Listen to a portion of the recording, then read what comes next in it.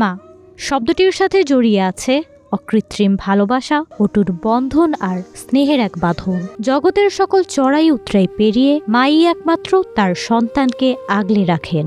এমনই এক মা কুষ্টিয়ার মালেকা খাতুন, যিনি ১৩ বছর আগে সন্তানদের কথা ভেবেই গৃহকর্মীর কাজ নিয়ে সৌদি আরব পাড়ি জমিয়েছিলেন। কিন্তু নিয়োগকর্তার দায়িত্বহীনতার কারণে তিনি আটকে পড়েন বিদেশের মাটিতে। এতটুক মেয়ে আমি তুই চলে গেছি, আমার এই মেয়ের বিধবাও দেখতে পারিনি, এই মেয়ের ছেলে মেয়েও।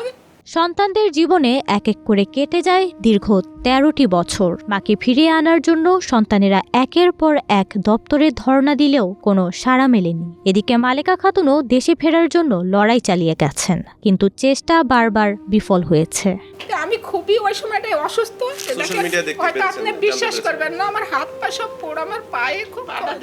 অবশেষে অবসান হয়েছে দীর্ঘ ১৩ বছরের প্রতীক্ষার। মালেকা খাতুন আজ সকাল ৮টা ২৫ ইউএস বাংলার একটি বিমানে করে হজরত শাহজালাল আন্তর্জাতিক বিমানবন্দরে অবতরণ করেন। মায়ের স্পর্শ আর আদরের জন্য প্রতিটি দিন অপেক্ষায় থাকা সন্তানদের চোখে এখন আনন্দাশ্রুর ঝিলিক। বিমানবন্দরের মাটি সাক্ষী হলো এক অভূতপূর্ব মহামিলনের, একটি মায়ের এবং তার সন্তানদের।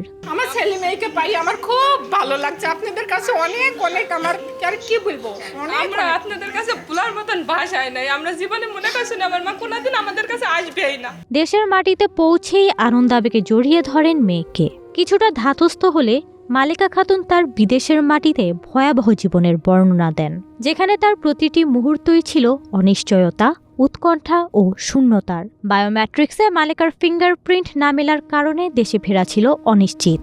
হারিয়ে ফেলেছিলেন সাথে থাকা পাসপোর্টটিও।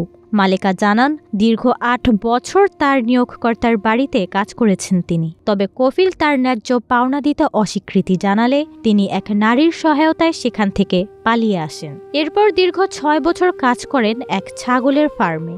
সেখানে তার কষ্টের কথা বর্ণনা করতে গিয়ে কান্নায় ভেঙে পড়েন মালেকা।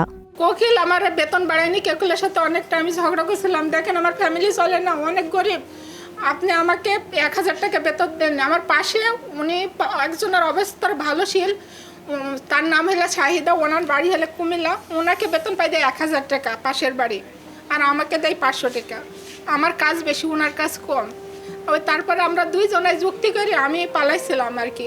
পালাইছিলাম একটা মুরব্বী মহিলার সাথে। ওই মহিলার দেখাশোনা করতাম। মহিলা আমারে ওই দেশের ১৫০০ টাকা বেতন দিত। বাস মহিলা মরে যাই, আমার কষ্ট হয়ে গেছে। মালেকা খাতুনের দেশে ফেরার সম্ভাবনা ছিল শূন্যের কোঠায়। দীর্ঘ সময় দূতাবাসের চক্কর কেটে মেলেনি কোনো সাড়া। ঘটনাচক্রে মালেকা খাতুনের সাথে ফেসবুকের মাধ্যমে যোগাযোগ হয় প্রবাসী সাংবাদিক সাইফুল ইসলাম রাজীবের। পরবর্তীতে তিনি ব্র্যাক মাইগ্রেশন সেন্টারের সহায়তায় প্রবাসী কল্যাণ মন্ত্রণালয়ে যোগাযোগ করলে তারা দূতাবাসের সাথে যোগাযোগ করেন। এছাড়া মালেকাকে টিকিট ও কিছু আর্থিক অনুদান দিয়ে সহায়তা করেন ডিবিসি নিউজের এক জেদ্দা প্রতিনিধি। আমাকে ৩ বার ৪ বার ৫ বার আমাকে ওইখান থেকে বাদ দিয়ে দিছে, আমাকে দেশে পাঠাতে পারতো না।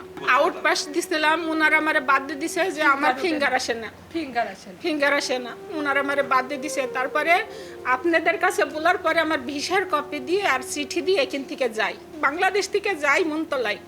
তখন ওনারা আমার সাথে আবার যোগাযোগ করে, টেলিফোন করে যে আপনি আসেন, আপনার মন্তলায় আপনার ছেলে মেয়ে অভিযোগ করছে, আপনার এবার ইনশাল্লাহ ভালো কিছু হইতে পারে, স্যাররা আমারে বলছে। মালেকা খাতুনের মেয়ে জানান, তারা কখনোই বিশ্বাস করতে পারেননি যে তাদের মা তাদের কাছে ফিরে আসবেন। ফিরে আসার খবরে তাদের প্রতিটা মুহূর্ত ছিল স্বপ্নের মতো। মাকে ফিরে পেয়ে মালেকার ২ সন্তানই বেশ আনন্দিত। আমার মা কোনোদিনই বাড়িতে আসার কথা হয়তো কিনা, তো আমার মা বাড়িতে আসতে ৩-৪ বার গেছে, কিন্তু পারিনি। সেজন্য আমরা কোনোদিনই বলতো না যে আমার মা বাড়িতে আসবে। আমার মা বলতো আমি মরে গেলে আমার মরা লাশটাও বাংলাদেশে যাবে না। আমি আমার মাকে ১৩ বছর পর পান।